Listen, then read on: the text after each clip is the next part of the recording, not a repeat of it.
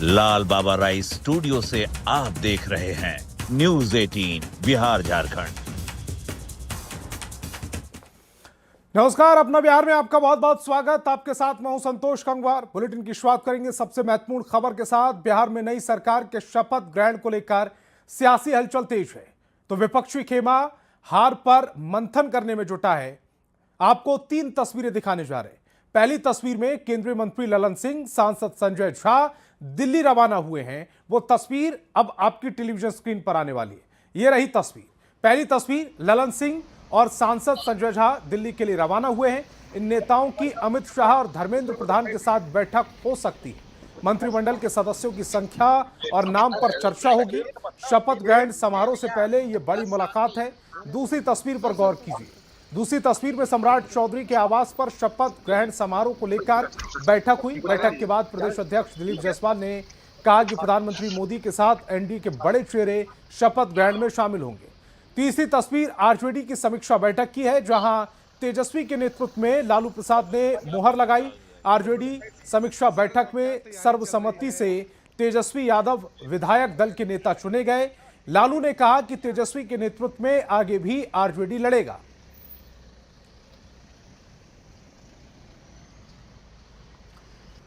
बिहार में चुनाव परिणाम के बाद आज आरजेडी की तरफ से तेजस्वी यादव के आवास पर समीक्षा बैठक बुलाई गई थी। लगभग 1.5 घंटे तक चली इस बैठक के दौरान तेजस्वी यादव को एक बार फिर से सर्वसम्मति से नेता प्रतिपक्ष चुन लिया गया।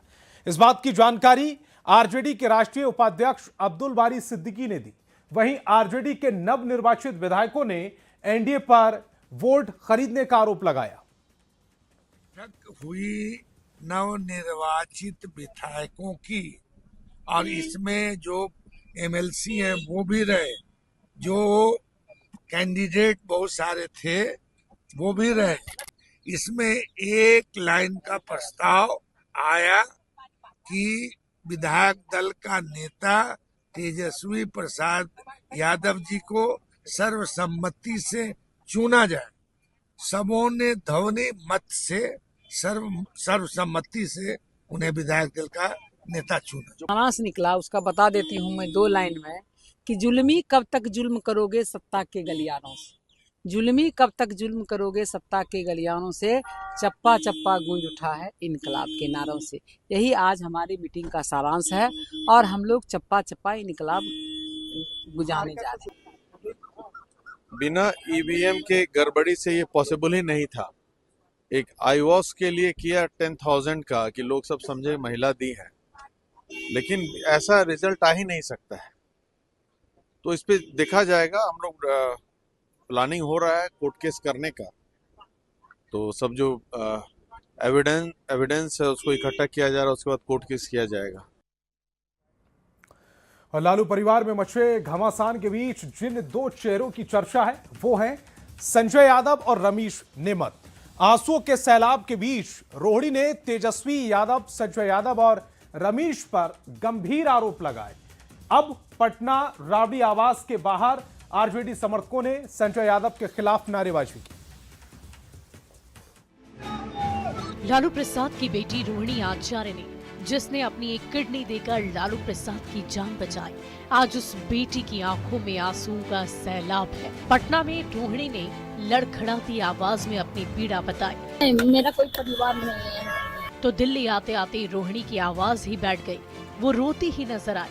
किसके शहर पे हुआ है उनसे जाके पूछिए। रोहिणी ने परिवार में खराब संबंधों की परतें खोल कर रख दी। रोहिणी ने तेजस्वी यादव, संजय यादव, रमेश नेमत पर परिवार से निकालने, मायका छुड़वाने का आरोप लगाया। संजय यादव से तो सब लोग परिचित हैं।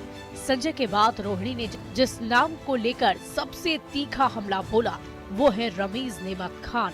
रमेश नेमत का सीधा कनेक्शन उत्तर प्रदेश से है। रमेश नेमत पर उत्तर प्रदेश में 11 आपराधिक मामले दर्ज हैं। रमेश का आपराधिक सफर 2021 से शुरू हुआ। रमेश के खिलाफ हिंसा, आगजनी और उपद्रव का केस दर्ज कराया गया था। अप्रैल 2025 में जमानत पर जेल से छूटकर बाहर आया था। तेजस्वी को ही सब फंसा देगा। मुख्तार अंसारी था ना जी, उसका साड़ू भाई का भाई है वो।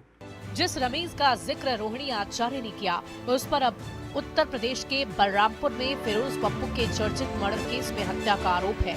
लालू परिवार में भूचाल पर सियासी तूफान खड़ा हो गया है, जिसका असर पार्टी पर भी पड़ता नजर आ रहा है। हालांकि लालू प्रसाद ने एक बार फिर तेजस्वी यादव को पार्टी का चेहरा बना दिया, लेकिन संजय यादव को लेकर कार्यकर्ताओं का गुस्सा बढ़ता ही जा रहा है। सोमवार की शाम राबड़ी आवास के बाहर आरजेडी समर्थकों ने संजय यादव के खिलाफ और रोहिणी आचार्य के समर्थन में नारे लगाए।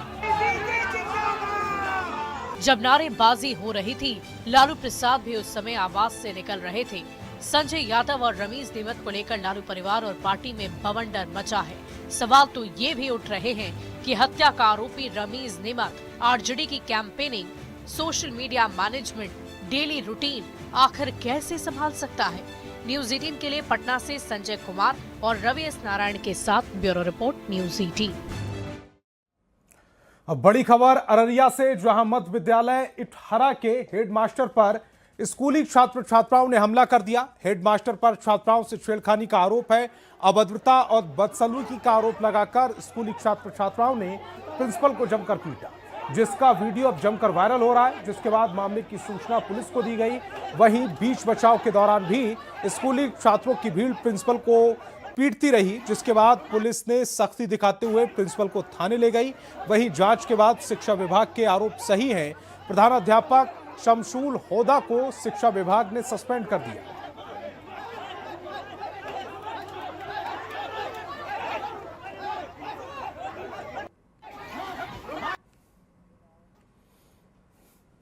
और बाढ़ से बड़ी खबर मिल रही है। गाड़ी में नाबालिग के साथ दुष्कर्म किया गया है। रास्ते में नाबालिग को छोड़कर फरार हो गए आरोपी।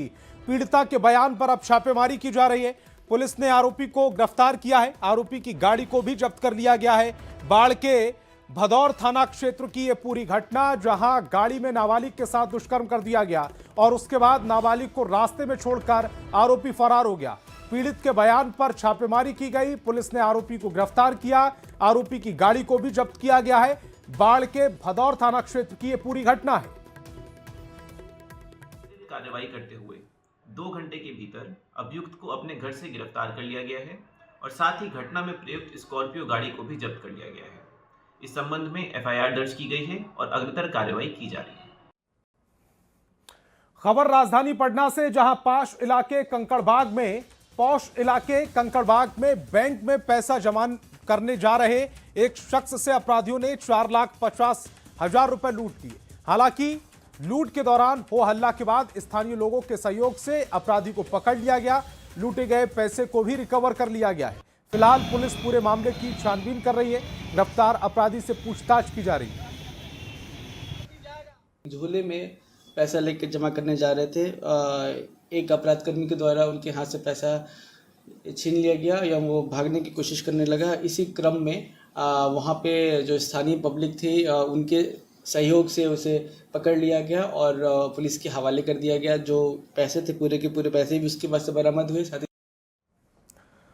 और मुजफ्फरपुर के अय्यापुर से एक भयानक तस्वीर सामने आई, जहां एक कुत्ता एक नवजात बच्चे की लाश को अपने मुंह में दबाकर ले जाता दिखा है।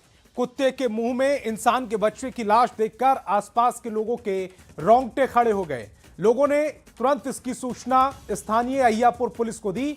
स्थानीय लोगों ने बताया कि शहबाजपुर में सड़क किनारे एक नवजात बच्चे की लाश पड़ी थी, जिसे कुत्ता मुंह से ले जा रहा था। यह बच्चा 7-8 महीने का भ्रूण है। पुलिस मामले की जांच में जुट गई है। यहाँ से हम जा रहे थे तो इनके यहाँ जा रहे थे तो वही रास्ते में वहाँ पे छोटा सा बच्चा का बॉडी पड़ा हुआ था और उसमें बहुत सारा ब्लड निकल रहा था, मक्खी वगैरह लग रहा था। तो वहाँ एक बोरी रखा हुआ था, तो हम उस बोरी को उठा करके ऊपर से डाल दिए ताकि ढक जाए, किसी का नजर ना पड़े। लेकिन धीरे धीरे 1-2 लेडीज देखी, फिर धीरे धीरे भीड़ लग गया और उसके बाद फिर उसको उठा करके। अच्छा, बताया जा रहा है कि कुत्ता लेकर आया है। जी, कुत्ता ही लेकर के आया था। कुत्ता लेकर आया तो उसका बॉडी का कुछ पार्ट काट करके खा भी गया। खबर अरवल के कटेसर गांव से है, जहां चोरों ने चोरी की और ग्रामीण ने नींद खुलने पर विरोध किया तो चोरों ने उस पर फायरिंग कर दी। इसके बाद अंधेरे का फायदा उठाकर चोर फरार हो गए। पीड़ित को कंधे के ऊपर गोली लगी। गोली लगने से युवक घायल हो गया, जिसके बाद उसे पटना के एम्स अस्पताल में भर्ती कराया। मामले में एसपी ने बताया कि पीड़ित व्यक्ति की पहचान के आधार पर गांव के ही 2 लोगों को गिरफ्तार कर लिया गया।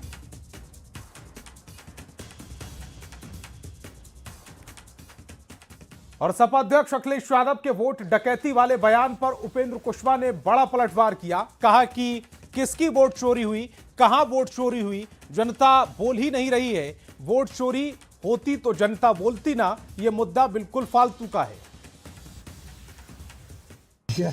किसकी वोट चोरी हुई है या डकैती, किसका जनता लोगों का, लोग बोले तभी तो।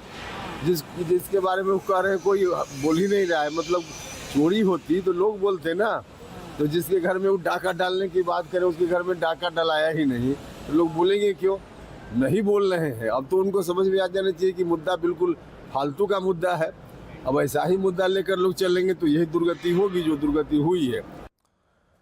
बिहार में बीजेपी ने एक जमीनी कार्यकर्ता को टिकट देकर विधानसभा पहुंचा दिया। गरीबी और बेबसी के बीच पार्टी के लिए समर्पित नंद किशोर राम अब बेतिया के रामनगर से विधायक बने हैं।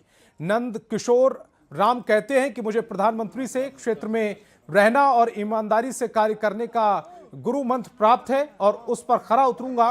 उन्होंने कहा कि रामनगर के विधायक के तौर पर मेरी पहली प्राथमिकता दोनों क्षेत्र के बिजली सड़क पुल के निर्माण का होगा। नवनिर्वाचित विधायक नंद किशोर राम से बातचीत की न्यूज 18 संवाददाता मुन्ना राज ने। किचन पटिया की सभा में, कुड़िया कोठी की सभा में भारत के माननीय प्रधानमंत्री जी ने मेरा पीठ ठोकते हुए कहा था कि बेटे बहुत ईमानदारी से काम करना, वह गुरुमंत्र मुझे प्राप्त है और पूरी निष्ठा और ईमानदारी से क्षेत्र के चौतरफा विकास के लिए काम करूंगा। जहां पुल पुलिया नहीं बने हैं, मैं पुल पुलिया का निर्माण कराऊंगा। जहां जो समस्याएं आएंगी, मैं डबल इंजन की सरकार से उस समस्याओं का निदान करवाऊंगा। कांग्रेस के पूर्व विधायक अजीत शर्मा ने चुनाव आयोग को पत्र लिखकर ईवीएम पर सवाल खड़े कर दिए। अजीत शर्मा ने कहा कि 2025 के चुनाव में ईवीएम में काफी गड़बड़ी सामने आई।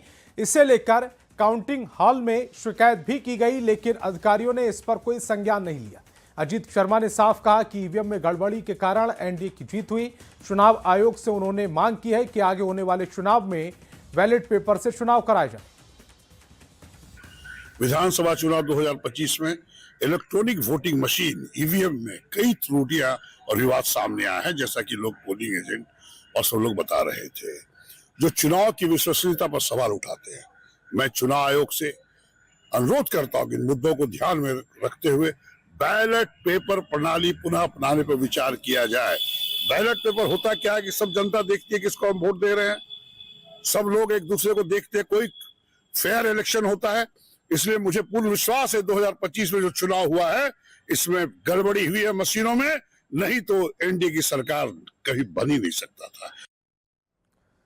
और बीजेपी सांसद विवेक ठाकुर आज पटना पहुंचे। एनडीए की जीत पर कार्यकर्ताओं ने सांसद का भव्य स्वागत किया। विवेक ठाकुर ने कहा कि यह जीत प्रधानमंत्री नरेंद्र मोदी और नीतीश कुमार के नेतृत्व की जीत है।